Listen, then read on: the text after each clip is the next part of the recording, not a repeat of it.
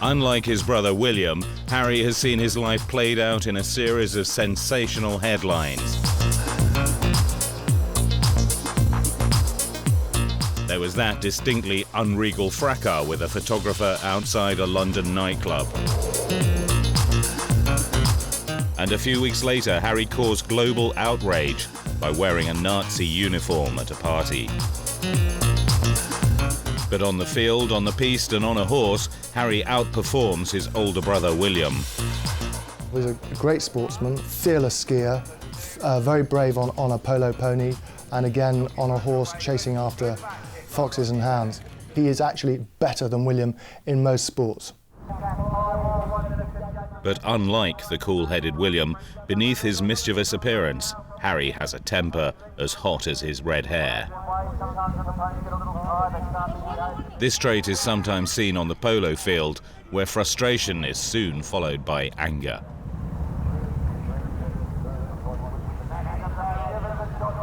Harry's occasional displays of tantrums and swearing at the Beaufort Polo Club have embarrassed his father, Prince Charles.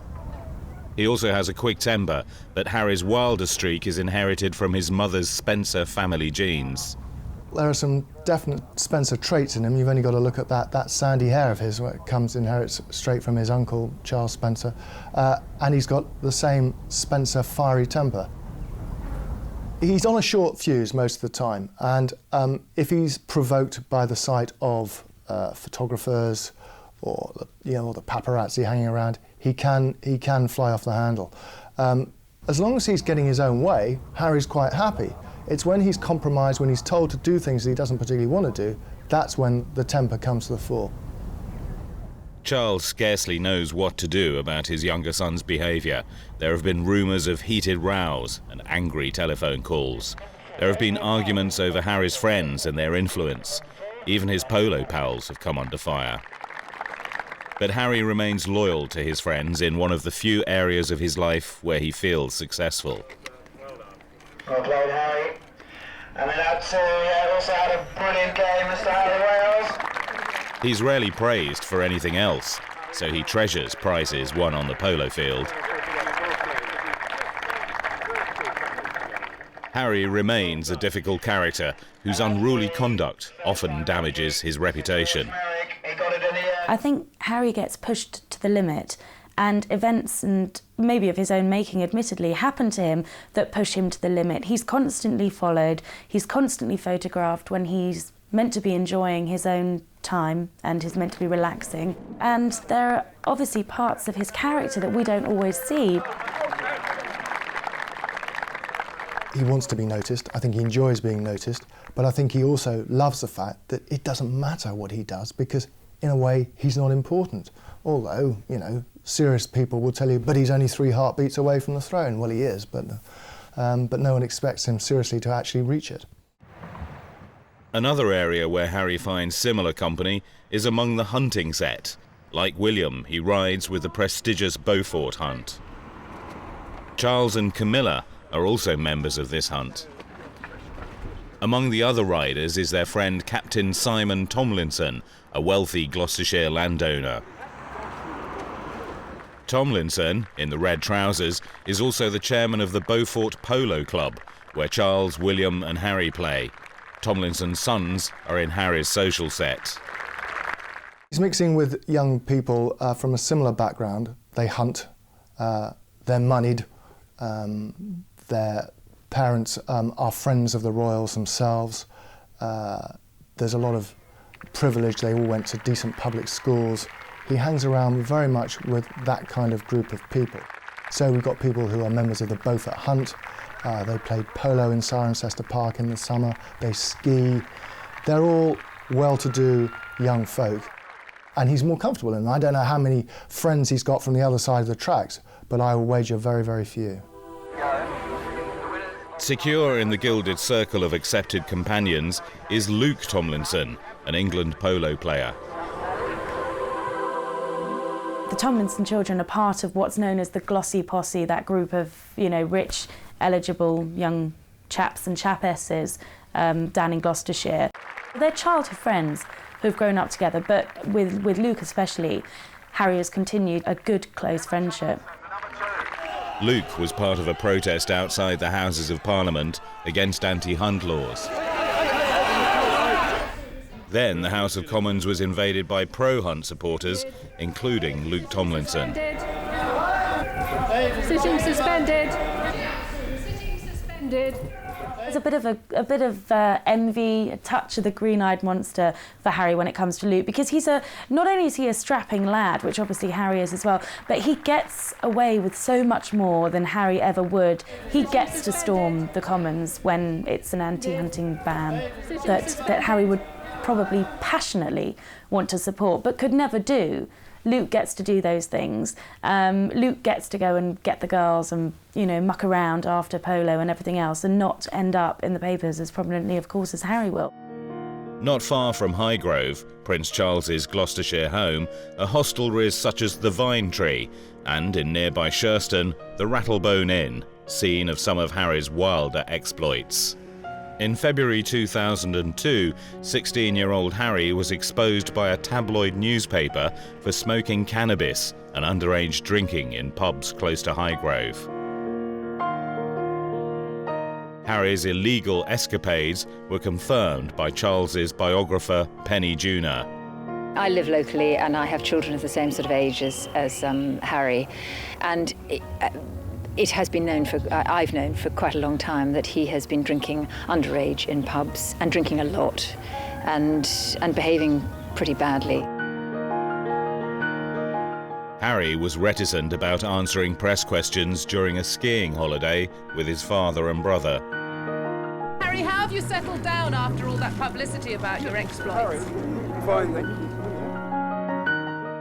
Charles had warned both William and Harry about the consequences of drug taking and the inevitable publicity. I remember Prince Charles telling me actually several years ago, we were sitting having tea at Highgrove, that he was really worried about drugs. He said, "What can you do?" Because the minute William and Harry get anywhere near drugs, it's going to be all over the press, which is exactly what happened. Some of Harry's reckless in-crowd have led him astray. He has a rent-a-mob group of friends who drink with him and smoke with him and hang out with him. He surrounds himself with quite vacuous people. It's all part of Harry's hedonistic lifestyle. Part of Harry's problem is the gang who's around him. If the royal advisors can do anything, they would be well advised to split him away from these malign influences. Among the best known is Harry's raffish second cousin, Freddie Windsor, who enjoys publicity and courts the media. And Camilla's son, Tom Parker Bowles. Like Freddie, he was caught out taking drugs. And the prince's joker pal, Guy Pelly, blamed for Harry's bad habits. Everything that Guy Pelly has been in the papers for would suggest very strongly that he is a bad, bad influence on the princes. He is the first one to strip, the first one to moon, the first one to neck a yard of ale. He will do all those things, and because of that, William and Harry and everyone else that know him adore him. But I actually know through friends of William and Harry's that Guy Pelly is probably one of the most loyal friends to both of them. Guy shouldered the blame for Harry when he was caught out over the whole cannabis smoking fiasco. He was the one that took responsibility for that and said that it was him who had introduced the prince and therefore it is my fault. And it's interesting that Charles has never said to either William or Harry, he's to be outcast from your circle of friends. And Charles has done that in the past. He's done it with Tom Parker Bowles, he's done it with Freddie Windsor. He has done it, but he's never done it with Guy Pelly. The trouble with Harry is he's probably influenced by the last person who said anything to him. And so he tends to be influenced by his peers. And if his peers lead him into trouble, then he's going to get into trouble. As Harry's conduct worsened, Charles and his staff were faced with an escalating damage control problem. More bad behaviour meant more bad publicity and more criticism.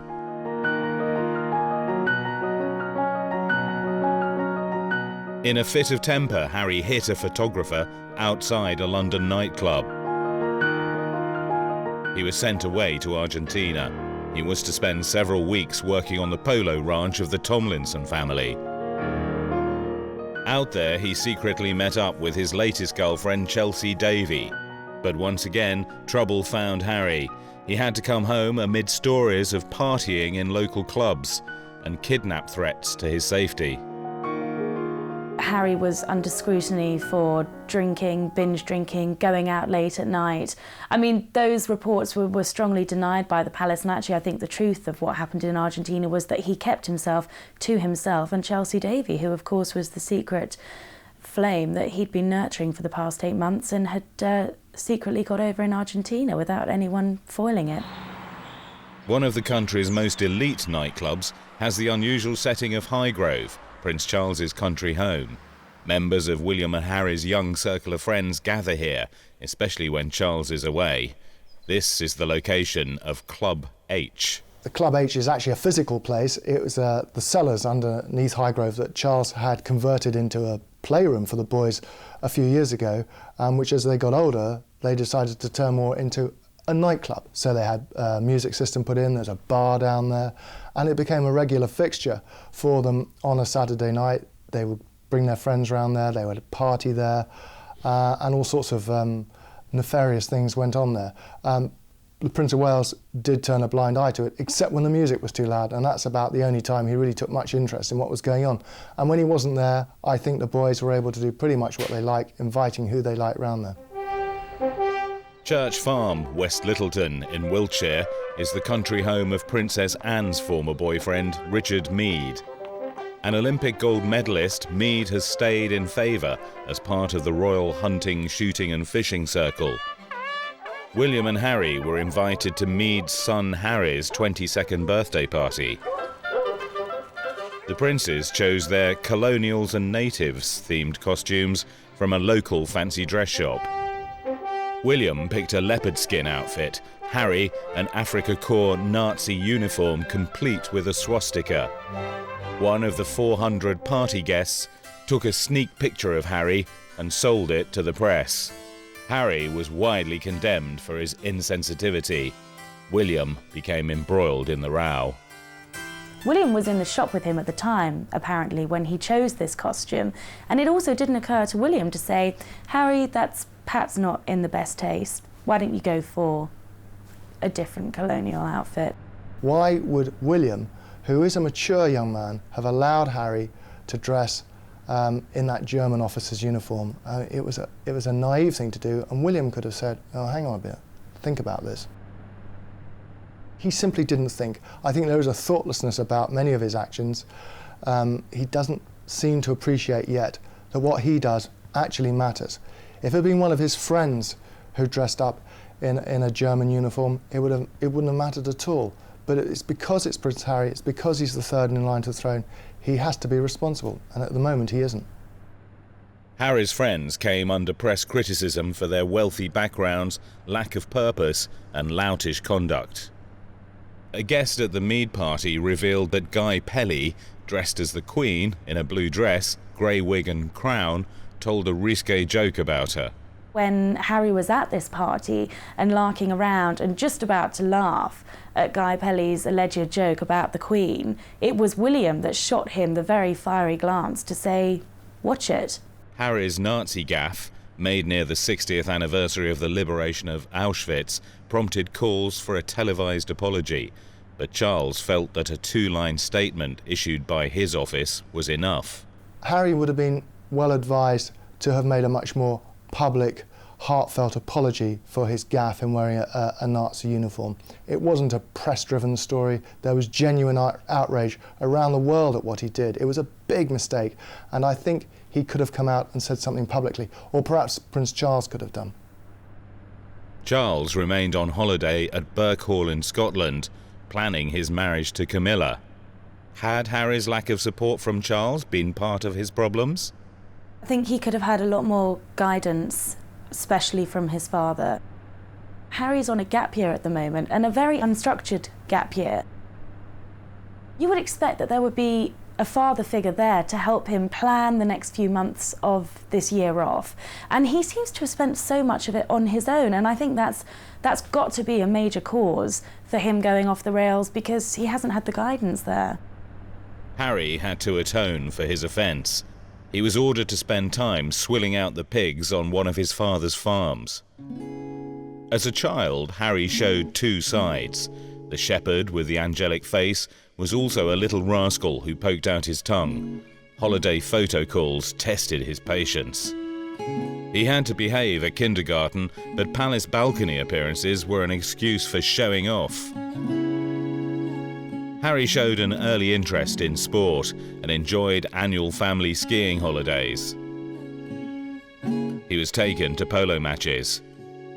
He learned to swim in warm Spanish waters.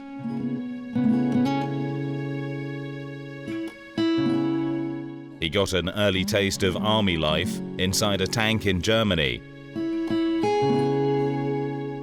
There were holidays in exotic locations. William and Harry went to Nevis Island in the Caribbean. They were fascinated by the local wildlife, 9-inch long toads. There must have been 20 or 30 of these giant toads sitting in this flower bed. So systematically, Harry had collected these toads and put them in a sort of basket, and they're all trying to jump out of this box. And then with William, they eventually lined up these toads by the swimming pool. And we had what was then famously known as the Nevis Toad Derby. Official tours meant partings from their parents and joyful reunions, often aboard the Royal Yacht Britannia. Once, when Diana had greeted William first, Harry kicked him in resentment. The boys got on well together, but there was an undercurrent of sibling rivalry. When Harry was younger, he was jealous of William because he wanted his mother all to himself. I mean, if they were in a room together, Harry would sit almost on top of Diana in his anxiety to be close to her. And he didn't want William anywhere near her. He said, "Mummy, I want you all to myself." Harry was a typical mummy's boy, clingy and in need of reassurance. Posed pictures on summer holidays in Mallorca hid a dark secret. Despite appearances, his parents' marriage was disintegrating. Diana would soon take her sons on trips away from Charles. With a welcoming hug, she would be the parent to greet them at school. Caribbean holidays gave Diana the chance to make Harry feel special. These boyhood moments must be among his most treasured memories of her. He was still a child when she died. He was a terribly affectionate little boy, always wrapped around his mother, sneaking into her bed early in the morning for a cuddle, and I think that's what he desperately, desperately needs, and I hope now that he's found it. She worried because he was the number two, that he would be the one who would be overlooked. Everything would come to William. William was the one they were grooming for the future. And it was that one of the reasons why Diana used to say to me and others that she wanted to involve Harry in William's life, and it carries on to this day. William rarely does photo calls on his own. Harry is always drawn into those because she didn't want him to be constantly overlooked. Oh, he's the spare, he doesn't count. She wanted him to count, and Prince Charles has taken that on board. That policy of making Harry feel important sometimes upset William. He began to see Harry as a rival, especially on skis. There was a lot of jealousy. I think at one stage William stomped off in a tantrum because he wasn't feeling well, he had flu, and there was Harry doing really well on his skis, and William kept falling over, so he just stomped off. Harry had a natural affinity with sport. The sporting star of the family is definitely Harry, and it always has been, and that used to really irritate William because he would see his younger brother better on the skis than he was. And Harry was fearless. You see, Harry is fearless.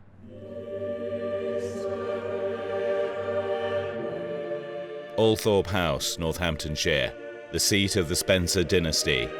Diana is buried on an island in the estate. At her funeral, her brother, the current Earl, vowed that the Spencers, the blood family, would take care of William and Harry. Their maternal line is more aristocratic than the royal family's Germanic House of Windsor. When Diana was 14, her father inherited the title Earl Spencer and Althorpe with its rich heritage. Ancestral portraits grace the rooms of Diana's home before her royal marriage. At 16, and still a schoolgirl, she showed Prince Charles the family portrait gallery. Like her grandmother Cynthia, she was very much a Spencer and proud of her family's status. Throughout her troubled life in the royal family, she never forgot that she was the daughter of an English earl with a flawless pedigree. I think there's no doubt that in the royal game, if you've got an impeccable bloodline of your own, it puts you at an advantage. Because the way the English system still very much works, where royalty is concerned, is that your status at birth is still what counts to an extraordinary degree. And the fact that Diana was able to look the Windsors in the eye and be prepared to compare her pedigree with theirs any day meant that she was able to take an independent line when it was necessary. Her mother Frances, her red-haired brother Charles, then an Eton schoolboy, and her married sisters Sarah and Jane all watched Diana's splendid wedding to Prince Charles in 1981. This was the dynasty's greatest triumph. 20-year-old Diana united the Spencers with the royal family. Her father had survived serious illness to enjoy his proudest day. 2 years after William, Diana gave birth to Harry in 1984. The couple now had an heir and a spare. Charles, who had wanted a girl, said, "Oh, it's a boy, and he's even got rusty hair." A friend of mine had gone to see Harry, and there he was with his red hair, which Prince Charles apparently didn't like. And she was cuddling him and saying, "He's my little Spencer now." And he does have the looks of the Spencers. Eversfield Manor in Devon was the home of Diana's most famous lover, Major James Hewitt. She admitted their affair on television. A legend has spread that Harry is red-haired Hewitt's son. Ken Wharf, her bodyguard during her 5-year romance with Hewitt, is among those who know the truth. What we saw after the birth of Harry was a lot of speculation and rumour that Harry was the son of James Hewitt. Well, statistically, we know that was impossible.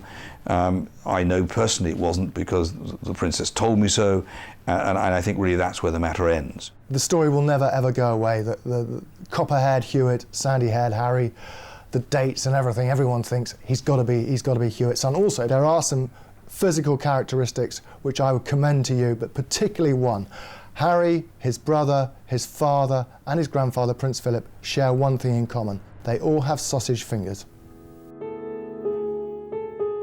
In 2004, at the opening of the Diana Memorial Fountain in London's Hyde Park, the Spencers and the Windsors met for the first time since Diana's funeral. Earl Spencer greeted William and Harry. Despite his vow at Diana's funeral, he'd been unable to protect Harry from gossip and innuendo. He is terribly hurt by all these revelations that keep coming out about his mother, the endless books, the videotapes, all the allegations that keep coming out. The latest one is that Prince Charles lost all interest romantically in his wife after Harry was born. How do you think that makes Harry feel? Apart from that, Harry has had to live with these stories that he's James Hewitt's son, which he most certainly is not. He just happens to have red hair, just like all his cousins on the Spencer side of the family. So poor Harry is a tormented young man. The Queen praised Diana. I cannot forget, and nor can those of us here today who knew her much more personally, as sister, wife, mother, or daughter-in-law, the Diana who made such an impact on our lives. Of course, there were difficult times, but memories mellow with the passing of the years. I remember especially the happiness she gave to my 2 grandsons. William was 15 and Harry almost 13 when they walked behind their mother's coffin in view of the watching world. To find that your mother's died suddenly in a car crash in Paris would be difficult for anybody. The very fact that Harry at that time was in his early teens would have been doubly difficult, and to do so publicly in front of a global media circus. But I think this was a classic case of Harry grieving the loss of somebody that was crucially important to his life. More than anyone else, Tiggy Legg Burke, the prince's nanny, helped them through the darkest phase of their loss and grief. Tiggy was pivotal because she looked after the boys.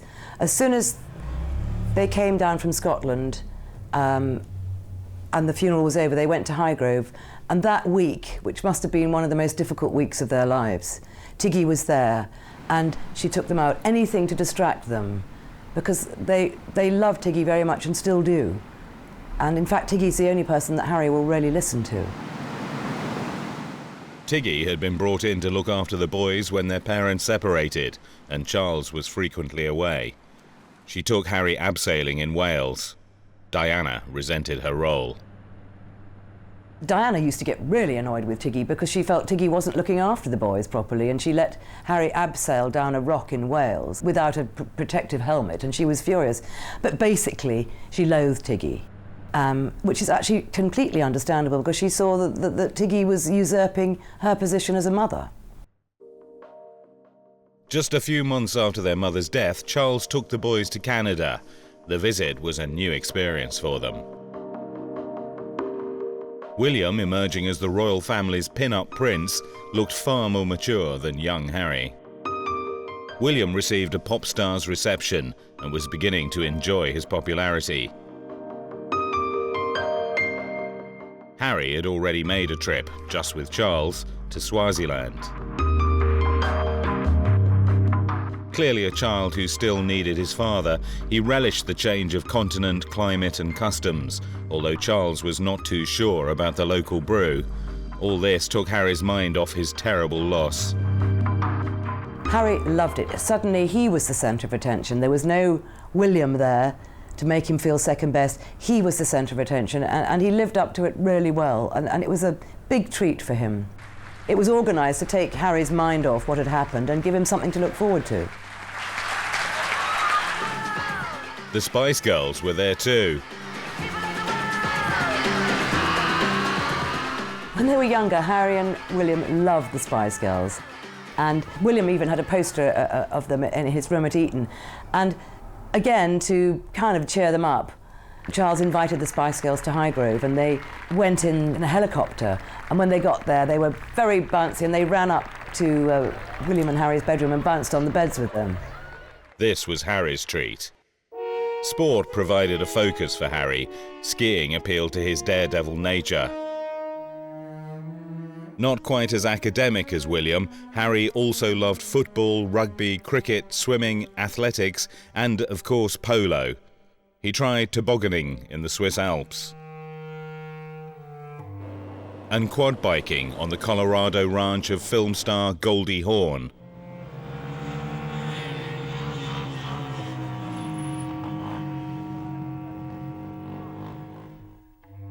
Harry grew into a tall, athletic young man, but he was not a natural student. He had visited Eton when William started in 1995. Harry followed 3 years later. Both boys relied heavily on their housemaster, Dr. Andrew Gailey. Diana had many reservations about Harry going to Eton, not least because William had quite a difficult few years there. He found it difficult to make friends and he felt very isolated. Diana, being the protective maternal figure that she was, obviously had concerns that Harry would also go through that feeling of isolation, but also she was very aware that she didn't have an academic son. Founded in 1440, Eton is England's leading independent school. It has a uniform dating from 1820 and many ancient traditions. As at their prep school, Harry followed in William's footsteps. At Eton, they were treated the same as other boys. Harry battled academically and had to drop one advanced level subject. But he enjoyed drama and art particularly. William made a success of Eton, but was the decision to send Harry there the right one? Harry had a tough time at school. He was sent really to the wrong school. Eton is an intellectual hothouse. Harry is not an intellectual. He was kept back a year before he actually went up to Eton to try and speed up his education at prep school. I recall hearing soon after he arrived, he'd made friends with a young guy who'd also just arrived. who had not had a successful test in some particular test they were doing. This boy said to Harry one day, you don't know what it's like to be bottom of the class, to which Harry said with great alacrity, well, you don't know what it's like to be bottom of the school. And I think that tells you everything you need to know about how he struggled at Eton. Like Charles, Harry enjoyed school plays. Dressing up appealed to the creative side in him, but he didn't learn the difference between costumes like these, which were acceptable, and the Nazi outfit, which was not. That incident raised questions about his schooling. Was this a bad day for Eton? Eton has a fantastic reputation. They turn out some very intelligent young men who go on to great things, and there's no doubt it's an extremely good school. I think there's only so much a school can teach. If you're not awake and listening during class, well, there's not much they can do about it. Harry excelled on the playing fields of Eton. He was captain of games and was good at soccer, rugby, Eton Fives and the annual Eton Wall game. At advanced level, he gained a D grade for geography and a B grade for art. This was his favourite subject. He allowed the cameras to record his advanced level project work. He showed his brightly decorated study bedroom. He left school joyfully in June 2003. However, a year later, a former art teacher claimed she had been instructed by the school to give him unfair assistance with his art coursework. It was Diana that always said that Harry's fine, he's artistic, he's a fantastic sportsman. William is more sensitive. William considers things before he does them. I mean, Harry will do something on the spur of the moment and think about the consequences later. A classic example of Harry's impulsive nature occurred when he was teased outside a nightclub. A photographer mocked him about his alleged art cheating. Harry reacted by lashing out and had to be restrained by his minders. Should Harry have been prepared for such goading? He was full of booze. He was angry that they were there. I mean, utterly naive, because he knew that there were going to be photographers outside that club, and he just came out. He couldn't control himself, and 20 years of being aware of these bloody photographers, he went out like a rocket. And I remember saying at the time that this was the actions of a young man that had come to the end of his patience. He's witnessed this with his mother. You had his own uncle say in that marvellous eulogy that the press, in his view, were in some ways responsible for her death.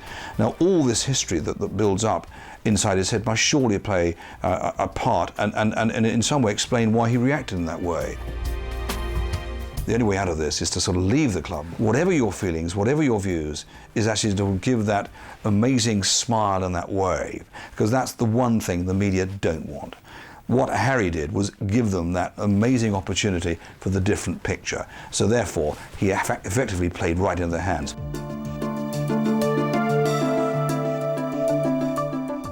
Harry played polo for Eton and at one stage considered a career as a professional polo player.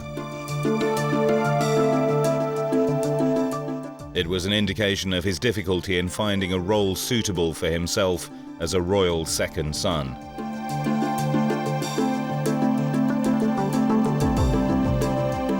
Other princes in the past have been in similar positions. Of particular interest to Harry is his uncle Andrew, Duke of York. In far-off days before the Queen had to worry about her family's marriages and divorces, and Charles seemed the perfect heir, her second son Andrew looked like the problem child.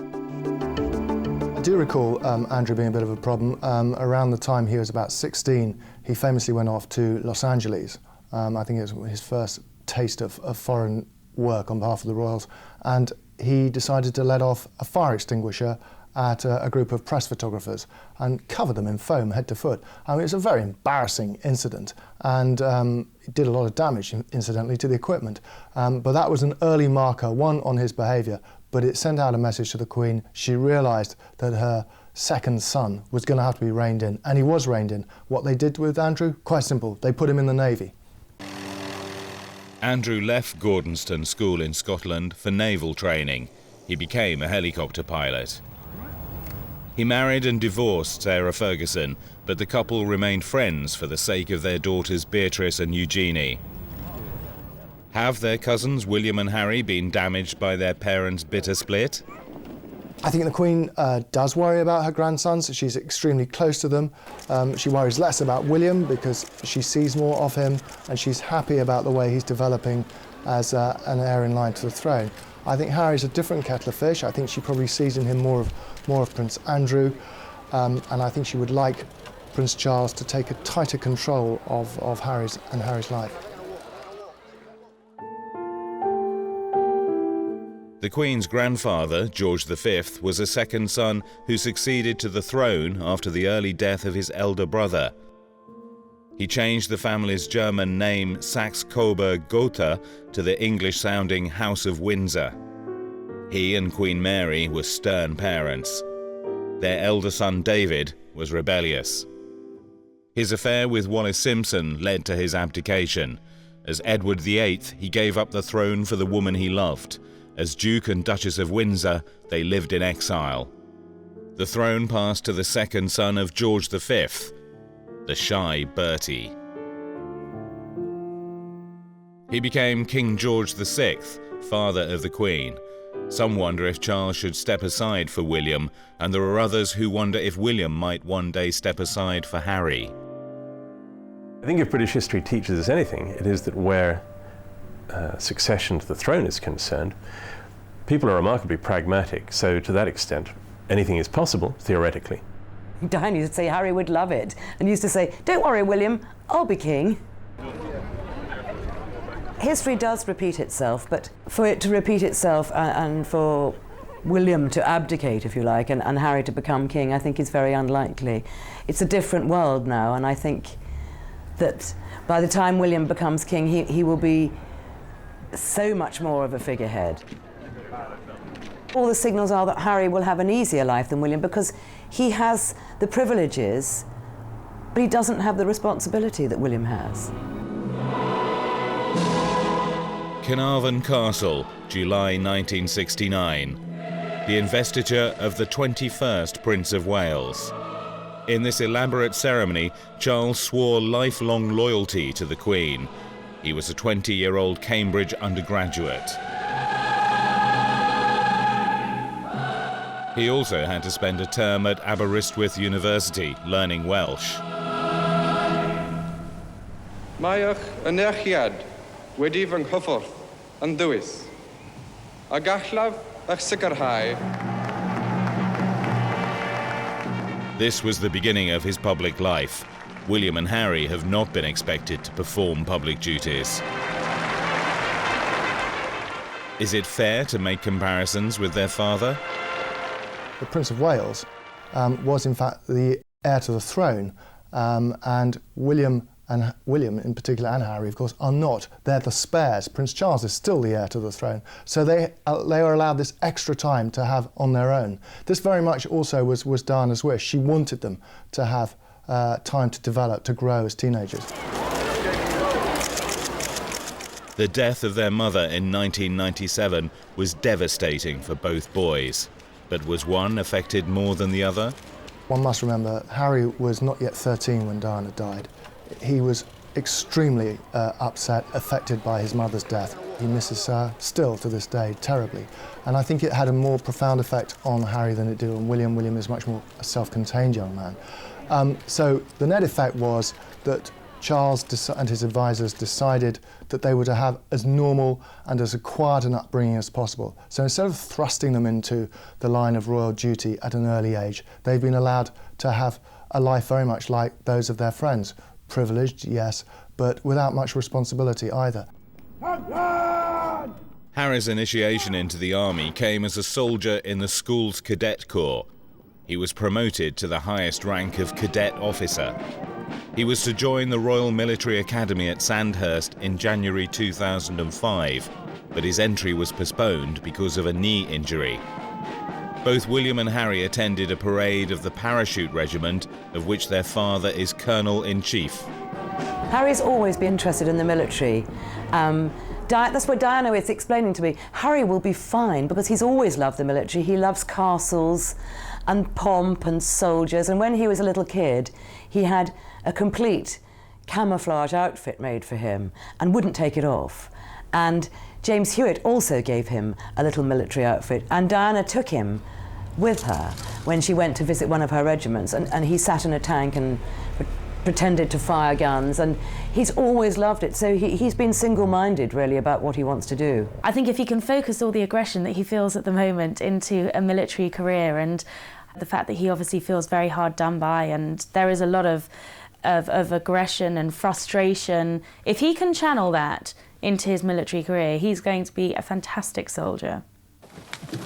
Harry's gap year began with a spell in Australia as a jackaroo in the summer of 2003. He worked for 3 months as a cattle hand, part of a program designed to widen his work experience. It has not been a success. It's been a monumental disaster. A gap year is a year. A gap year, it says it's all there in the title. Harry's having a gap 2 years. I've never heard of a gap 2 years before. In Argentina, Harry was with his girlfriend Chelsea Davy, the 19-year-old daughter of a Zimbabwean businessman close to President Mugabe. Is Harry really such a worry? There are concerns within the royal household at Harry's immaturity. He is an immature, he's a young 20, if you like. He's not yet very much grown up. He's still the rather mischievous teenager that he was a few years ago. A few months before her death, Diana made a humanitarian visit to war-torn Angola. She saw AIDS, malnutrition and landmine injuries. Harry wants to continue the work cut short by her tragic death. He visited Lesotho in 2004. He's inherited her rapport with children and clearly enjoys being with them. Harry spent part of his time at an orphanage in Lesotho, where 40% of the population is believed to be infected with AIDS. While there, he made a documentary, The Forgotten Kingdom, Prince Harry in Lesotho. I always wanted to go to an AIDS country to carry on my mother's legacy as much as I can. I don't want to take over from her because I never will. I don't think anyone can. But I want to try and carry it on to make her proud. Harry's trip to Lesotho was fantastic for him because he is actually very caring and he does want to carry his mother's torch. And you saw how relaxed he was in front of the cameras and you saw how good he was with the kids. I think it was very good for him. Harry will continue to take an interest in countries with AIDS problems. How well does this image of Harry sit with his wilder side? The palace have made a huge problem for themselves. On the one hand, they're trying to tell us that here is the caring young man who is charitable, concerned about the welfare of the less well-off in much the way that his mother was. But on the other, he's behaving like a hooray out of control.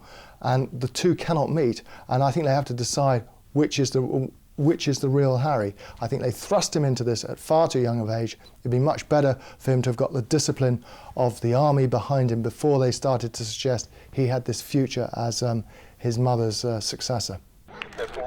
Is Harry the wild card in the royal family? A rich young man with a playboy image? Or the screwed-up kid who still misses his mother and mixes in bad circles?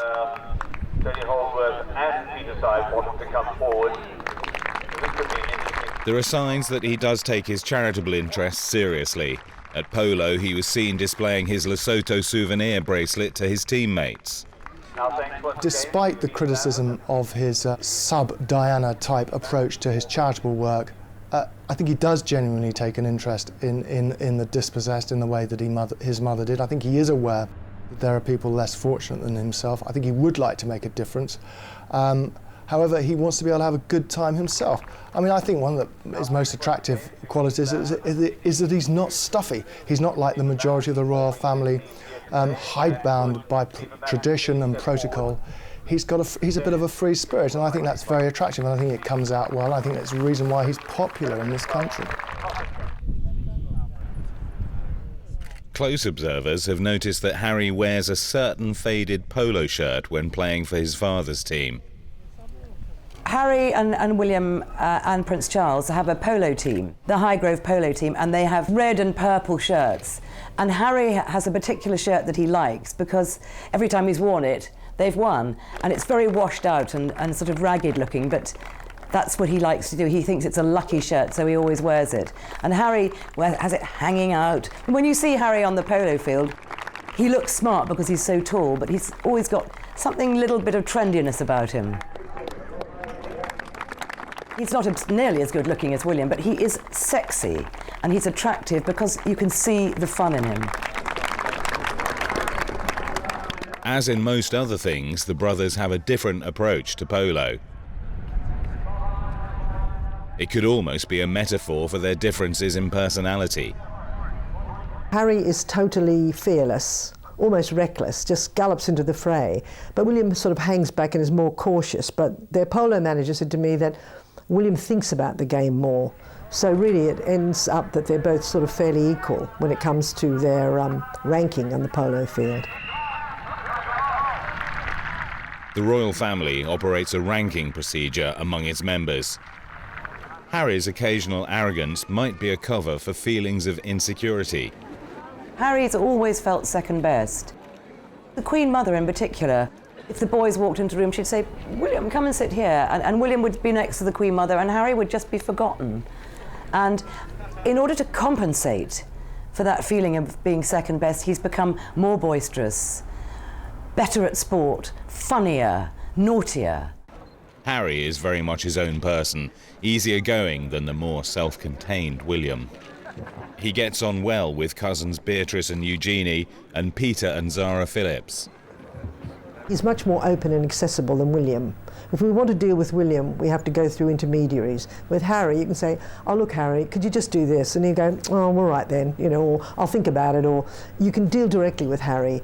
And sometimes I've noticed at the polo, when the game's finished and we're all filing stories, Harry will come over and sit down on the grass beside you and watch everybody filing, and nobody, you know, annoys him or hassles him or says anything to him, and he's just easygoing. Whereas William is very uptight, very private, very wary of the media. There is very little to separate William and Harry except this one. The one distinction between them is William's ability to keep his life private and out of the headlines. He learnt that from an early age, I think because he was that much older when his parents were going through their terrible times in the 1990s. He resolved not to allow his life to become tabloid fodder, if you like, in the way that his mothers and fathers had. Charles has been blamed for Harry's frequent misdemeanours. Has he really neglected his parental duties? Prince Charles isn't the strongest of parents, and he's always said, you know, anything for a peaceful life, what can I do? But I think that when the ground rules should have been laid with William and Harry was the time that Charles and Diana were having terrible problems within their marriage, and I think it's too late now. I think he could have had a lot more guidance, especially from his father. He has veered off the rails because he hasn't had the father figure there all the time when he's needed him. Harry's misbehaviour needs to be curbed if he's to develop into a reliable support for Charles and William in their time as kings. The omens have not been good. How can he be turned around? I think there is enough resource within the royal family and probably somewhere deep within Harry that will pull him back. I don't think he's going to run off and become a dissolute young man. I think he will be brought back, and I think it'll be the army that does it to him. I think it'll instill the discipline that at the moment he lacks. These are the sons of a flawed father and a fated mother. William is preparing himself for his destiny as king. But does a fault line run through Harry's personality? Only time will tell.